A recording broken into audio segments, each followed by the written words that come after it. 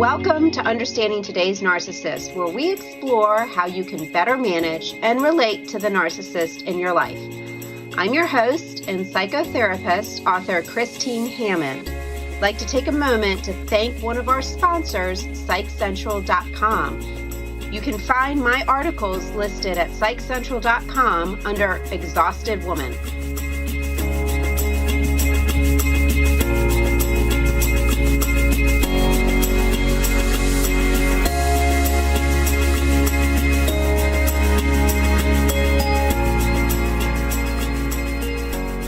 Today I want to talk to you about 7 ways that a narcissist retaliates through their children after divorce. So you think that things are going to get better, and they don't, actually. Things get even more difficult because the children are now with their narcissistic spouse for any amount of time, whether it's half the time or just a portion of the time. And the children are kind of being pulled in 2 different directions. Yes, things were bad when you were together, and yes, things will be bad even after you have gotten a divorce. So I'm going to talk a little bit about some of the tactics that narcissists use on the kids. And the reason I want to highlight this is because my ultimate concern has always been the protection of children in all of this.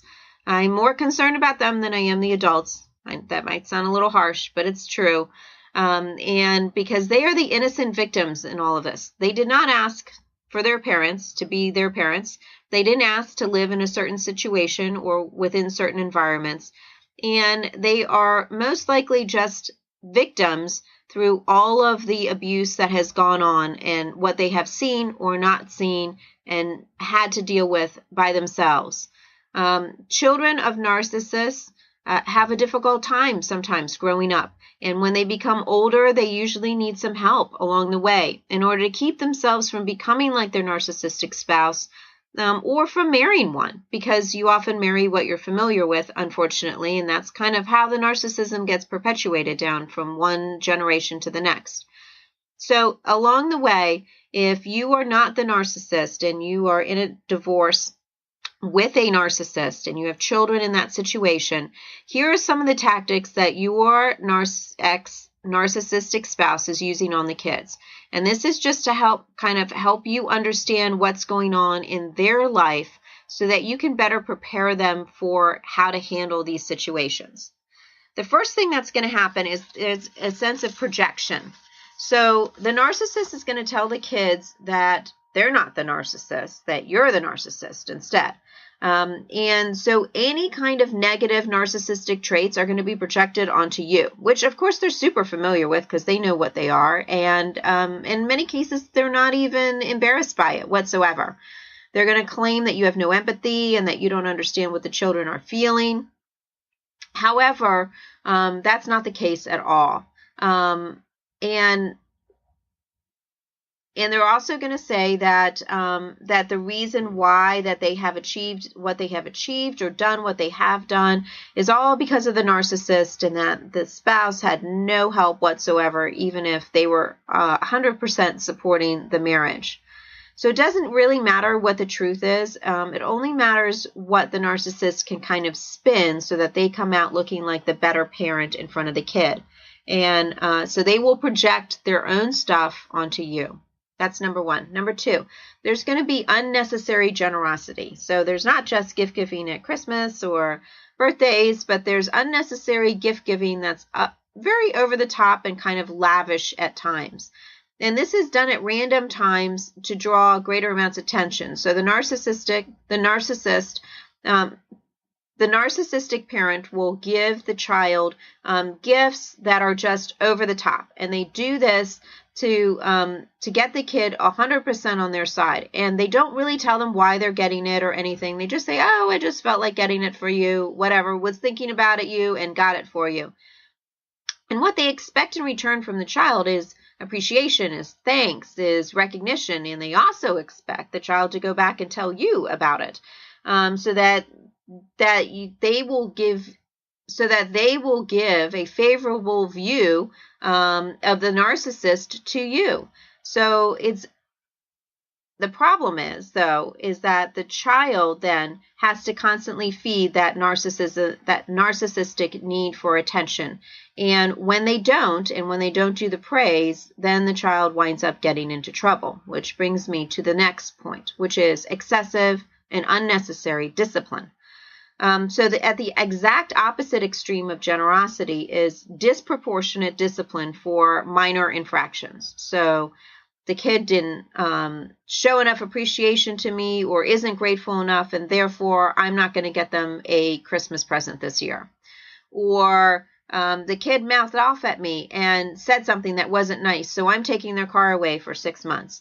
It is disproportionate to what has occurred and to what is going on. And it is excessive, and it is done to put the kids in kind of this confused state of not knowing what to do. So they had better just do whatever the narcissist asked them to do. So it's this push-pull tactic that they're doing that they did with you, they are now doing with the child. And so this very much will probably aggravate you because you will see it very quickly, having experienced it yourself. And helping your child to understand that this is what they're doing is very useful as well. Number 4, dream stealer. So let's just say that you at some point in time said, oh, I really want to do a European vacation. Well, the narcissist will probably find a way to do that European vacation with their new spouse and with the kids, without you, of course, as a way of stealing whatever it was your dream was. It wasn't their dream, but it's a backhanded, passive-aggressive way of getting back at you and showing you if you had stayed with me, you could have what you want, but instead you don't. So in this case, they're using the children as revenge. And the children are just like little pawns in their game where they're just along for the ride. But unfortunately, it's a vengeful tactic. And if you try to go to the extent of saying something along the lines of, well, the children shouldn't go on this trip, well, then you look like the evil person and you look like the bad guy instead of the narcissist. And in that way, it really is a checkmate maneuver, because either way you go with this, you wind up losing. You can't say that this was your dream, because then the narcissist will just get all the ego he wants out of it and know that it really hurts you. And you can't keep the kids from going, because then you look like the evil parent. Number 5, gaslighting. We talked about gaslighting before, but this is kind of what it looks like in the scenario with children.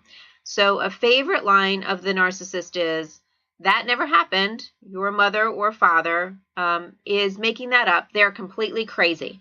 So that is a typical statement that I hear them say. And so without you being there, the narcissist literally rewrites history and uses this push-pull tactic to kind of cement the revision. So the problem is the kid doesn't know that this is really going on, and they don't understand. And so they're tossed literally in the middle of who to believe. Do I believe my narcissistic parent who's telling me that my other parent is crazy, or do I believe you who says that it's really the narcissist doing it? And the hard part is, for the kid, they're both of their parents. So trying to get them to say, okay, one parent is crazy and the other one isn't, is like trying to split them in half and saying half of you is crazy and the other half of you isn't. It's a really hard place for a child to be. And so this gaslighting technique winds up, unfortunately, being very effective with the children, because they feel completely stuck between both parents and are totally unsure of who they can believe. This usually generates large amounts of anxiety in kids, which is what we very commonly see in kids of narcissists. Number 6, the silent treatment. So most narcissists are really talented in using the silent treatment to get what they want by withholding love or affection. That's one of their favorite tactics. So in a divorce situation, however, though, this tactic changes slightly. They will now demand that you, as a spouse, contact them when the child is away from the narcissist. And so you have to make regular phone calls. You have to do the regular contact. If you don't, a letter is being sent to the lawyer, blah, blah, blah. They're going to aggravate, right? However, it's not true in reverse. When the child is with the narcissist, they will blame everything as to why the kids can't call. They will make excuses. They'll blame the children. They'll totally deflect responsibility and have a gazillion reasons why the kid couldn't contact you or reach out to you. So, and then if you try to point that out, the narcissist will just say that you're being demanding and controlling and manipulative and overbearing and you're a helicopter parent and all of that other kind of stuff. So this is a weird kind of silent version of the silent treatment, but it is this silence is a constant reminder and fear that you have very little to no control of the children when they are with their narcissistic spouse. So it is a way of really shutting you out and turning their back on you. Number 7, wrongful punishment. So when the narcissist becomes angry with you, a lot of times they will unjustly punish the children. And that is so unfortunate, but this has happened on more times than I can count. When the narcissist just projects all of their anger that they feel towards you onto the kids. And so the kids wind up doing ridiculous amounts of chores, excessive things. They're punished for minor crimes, sometimes punished for things that they didn't even do. I once had a dad who was actually looking at porn on his kid's computer, and then he accused the kid of looking at porn on the computer and punished the child. As crazy as that sounds, but that's exactly what was going on in that case. It took us a long time to figure it out, but fortunately we had somebody who was really good at computers and could figure out whose ID was logged on at the time. So sadly, this is instead of becoming angry with their narcissistic parent, the kids actually, for the excessive punishment, the kids actually become angry with you because they feel unprotected. And being unprotected in the middle of all of this craziness is worse to them than having to deal with it in the moment. So that's the sad part about it, which can further alienate you from their kids. So knowing that the punishment is going on and helping the kids to understand it does actually make it better. What I have found is very effective for kids that are in the middle of this is for them to have a counselor to talk to. They should have their own counselor separate apart from someone else so that they can actually have a discussion and say, hey, this is what's going on in my household and this is what I'm feeling and this is what I'm experiencing. That way they feel like they have somebody who's always there for them and that they can count on. But if you are in the process of divorcing a narcissist, these are some things that you also should be aware of. Or if you have already gotten a divorce from a narcissist, I'm sure all of these things sounded really familiar to you.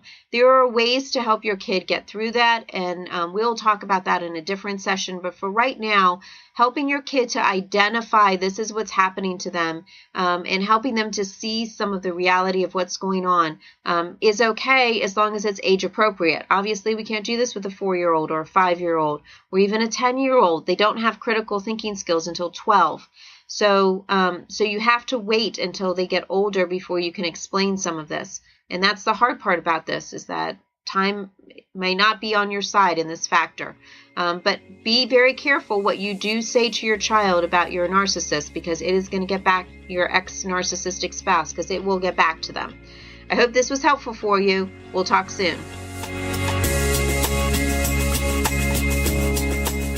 Thank you for listening to Understanding Today's Narcissist. If you've enjoyed the episode, please subscribe to the podcast on iTunes to make sure that you don't miss another one.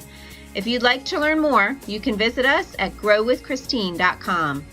Thanks so much for listening, and we'll be back next time with a new episode.